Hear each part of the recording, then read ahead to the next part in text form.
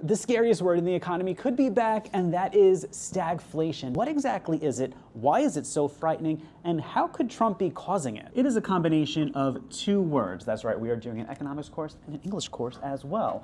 And we'll look at the first part, which is stag, and that is short for stagnant. The other part is flation, and that is short for inflation.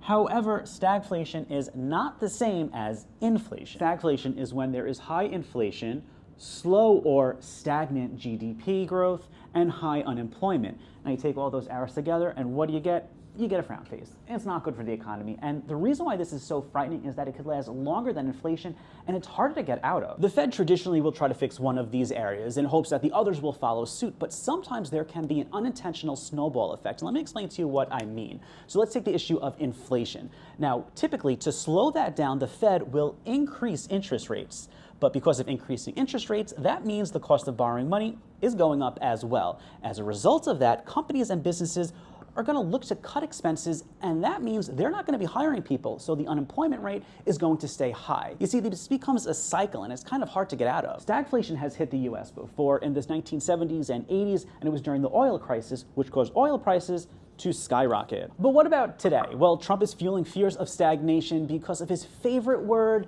which is tariffs. A tariff is also known as a supply shock. Now, that is an event that will dramatically increase or decrease the amount of a good.